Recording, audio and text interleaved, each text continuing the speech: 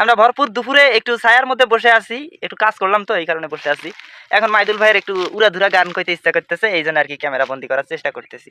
এখন বিষয়টা হচ্ছে মাইদুল ভাই একটা সুন্দর একটা গান গাও তো ভরপুর দুপুরে। যারে আমি হারাইছি ফিরে তারে পাবো কি, যারে আমি হারাইছি ফিরে তারে পাবো কি, সেই যে আমায় দিল নরক যন্ত্রণা, এ কঠিন যন্ত্রণা। তুমি মুক্তি দাও রে জীবন, এ জীবন আর আমি চাই না।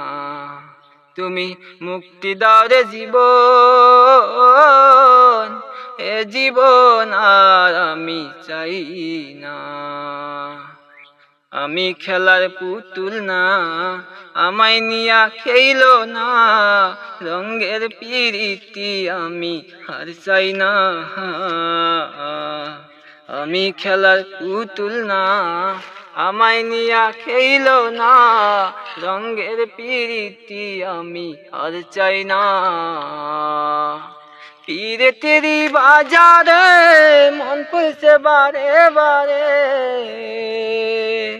পীরি তেরি বাজারে মন পড়ছে বারে বারে। তুমি বন্ধু বিশ্বাস করার মানুষ না, এ কঠিন যন্ত্রণা। তুমি মুক্তি দাও রে জীবন, এ জীবন আর আমি চাই না। তুমি মুক্তি দাও রে জীবন, এ জীবন আর আমি চাই না। খুবই সুন্দর। এখন বিষয় হচ্ছে তারপরেও কইলামই তো উড়ান্ত বয়সে এই গানগুলো বলা আসলে মানে আমাদের পক্ষে সম্ভব না। এই গানগুলো বললে পারে দেখা যাইতেছে যে মানে অনেক কিছু মানে কমেন্ট করতে পারে না, অনেক কিছু কমেন্ট করতে পারে, সেটা আর না বলি। তারপরে সুন্দর লাগলো, মানে তোমার গানটা খুবই সুন্দর লাগে, বিশেষ করে তোমার কণ্ঠটা ভাই, কণ্ঠটা মানে চেহারা যেমনতেই থাক, মানে চেহারা যেমন তেমন কণ্ঠটা খুবই ভালো। এখন বিষয়টা হইতেছে এই গানগুলো তুমি কেমনে শিখলা?